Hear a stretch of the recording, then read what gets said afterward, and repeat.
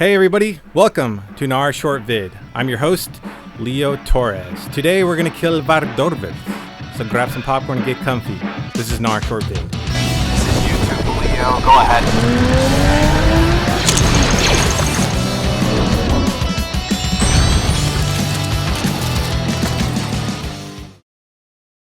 Now, before we get started, I'm just going to go ahead and make some checkpoints along this video. You can click on those designated ones and they'll take you to their respective time slots, whether it be gear, tactics, whatever it may be. So go ahead and click that, or if you're brand new, please go ahead and watch this from beginning to the end. All right, now to do Vardorvis, you got to complete Desert Treasure 2. It takes a long time, but we all have to go through it. To get there, you can either take the Ring of Shadows with the Strangled Tablet. You'll get it as a drop as you kill him. But the other way is obviously just using the Xeric Talisman and running to Honors and taking the little boat. You've done the quest, you know what I'm talking about. Now, let's go ahead and move on to our gear really quick. Obviously, Helm of Nesniot, Bandos top bottom, Primordial boots, Ferocious gloves. We got the Fang, Avernic Defender, Lightbearer, Honorable Blessing, Just for Prayer, Fire Cape. You know the spiel. So this boss is weak to slash. So let's go ahead and try to use something with high slash bonus. So Scythe is really good. Fang and Avernic Defender, Tentacle Whip, Basic Whip, Blade of Seldor. Those are pretty much the only ones that you want to use for this. Now for your special weapon, there's really only 4 that you should be using. I think Dragon Warhammer, Dragon Claws, BGS, and Crystal Halberg. Now, those of you with a little bit more cash, go ahead and purchase the Torva helmet, top, bottom, and for the cape slot, obviously you want to go Infernal or Infernal Max Cape. Now, your inventory should look pretty much like mine. I have 2 restores, Divine Super Combat, I got 8 to 10 Karambwan, and 8 to 10 Anglerfish. And obviously, now the bottom of my inventory is set up for thralls. If you have, please use them, but only when you've gotten really good. If not, and you're just starting out, I would replace this with food. And the only thing you really should have is like a teleporting device to get you out of there in case things go south. Now, let's jump into the arena. And before we start, let's just highlight a few things. I personally like to stand in the northwest corner behind this pillar. I've highlighted a few areas. These are just kind of like quick areas to get me out of certain attacks throughout the fight.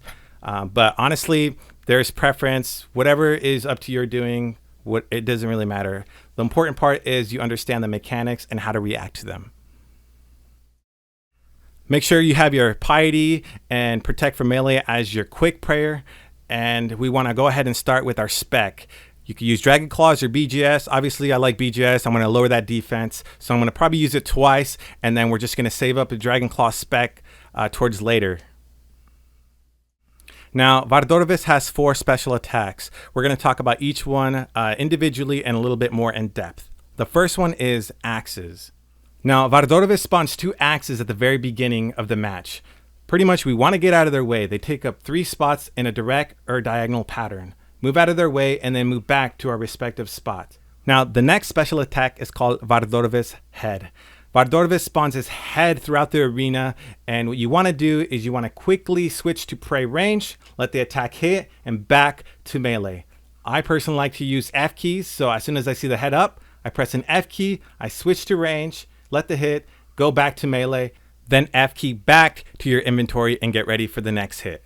F keys make this fight so much easier, so I encourage you to start learning and using it this way. Now, the next special attack is called Ice Spikes. Not Ice Spice, Ice Spikes.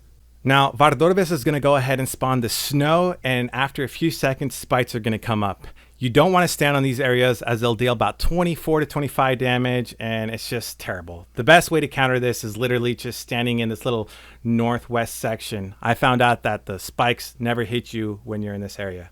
Now, the last special attack is called Infection.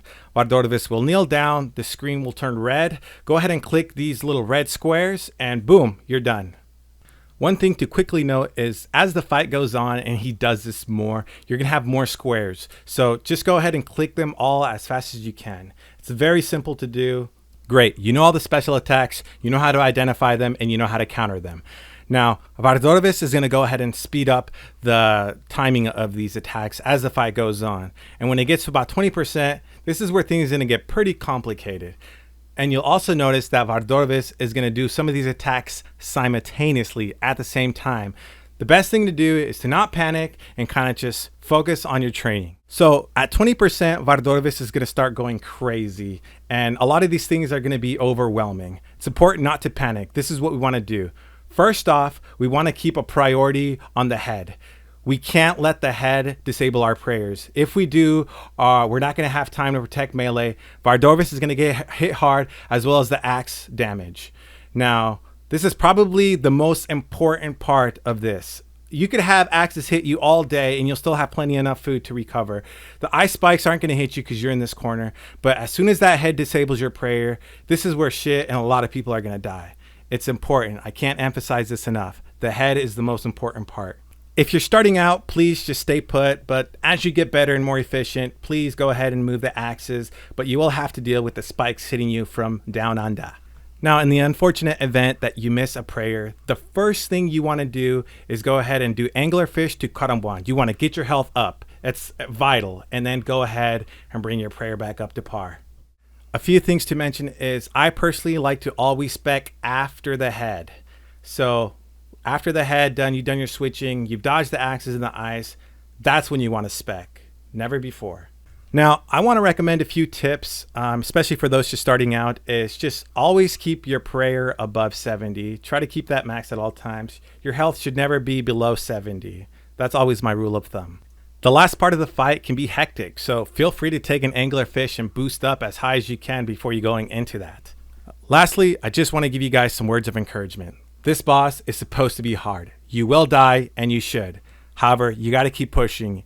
You will get it. Give yourself some time, take breaks, whatever you need to process this. But I also just want to say that, hey, good luck.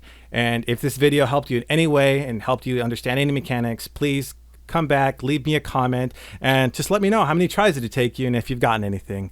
Anyways, I really don't have much else to say. I think I've pretty much covered everything. So yeah, I'll see you guys later.